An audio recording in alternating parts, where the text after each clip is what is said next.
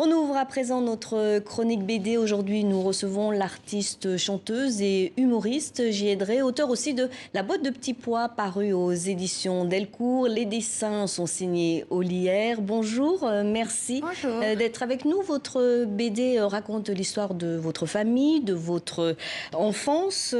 Qu'est-ce qui vous a le plus marqué, enfant? Oui, alors, c'est l'histoire de ma famille, mais c'est peut-être plus un prétexte pour raconter l'histoire qu'il y avait autour de tout ça, parce que ça se passe effectivement en URSS. Moi, je suis née en 85.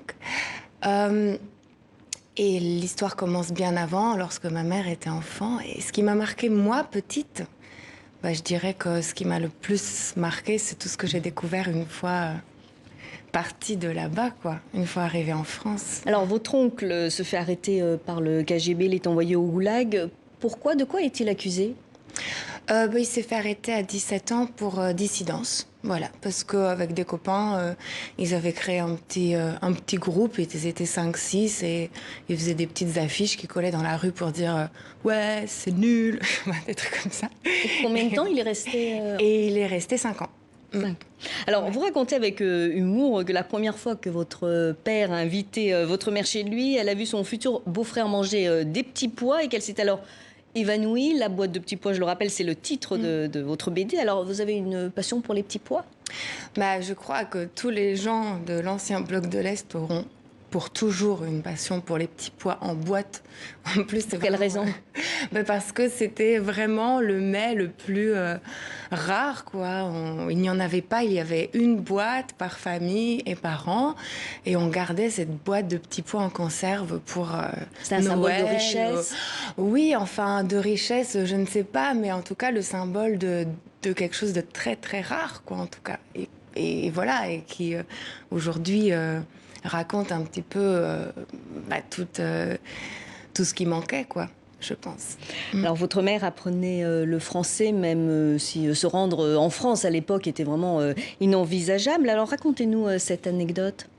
Oui, c'est assez rigolo parce que il y avait à l'époque une Française, on l'appelait la Française, qui était venue en URSS, je pense pour du tourisme, quoi, et qui après avec des micmacs et la fermeture des frontières qui est restée bloquée en fait, simplement, et qui du coup en cachette un petit peu donnait des cours de français et ma mère en a profité. Et pourquoi voulait-elle apprendre le français, votre mère? Je pense que c'est plutôt ma grand-mère parce que bien que ce soit en URSS et qu'il n'y ait aucune possibilité même d'envisager d'en partir. De sortir du pays, bien alors sûr. aller en France, c'était encore pire qu'aller sur la Lune, mais il y avait quand même toujours, je pense, ce fantasme des grands auteurs, des poètes, des gens qui lisent des romans dans des salons avec des grands chapeaux, tout ça. Bon, je pense qu'on est un peu déçus quand on arrive aujourd'hui à Paris, tout ça, mais en tout cas, à l'époque, c'était comme ça.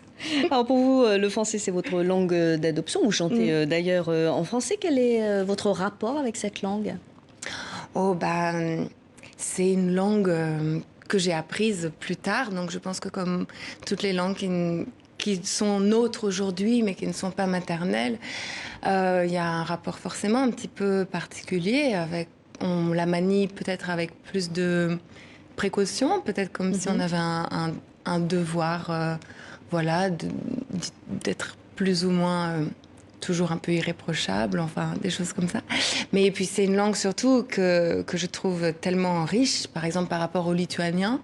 C'est pour ça que j'écris essentiellement, même toujours en fait en français. Le lituanien est une langue très riche, mais je pense de par son histoire, il y a des choses qu'il est difficile à exprimer. Par exemple, en lituanien, il n'y a pas de gros mots.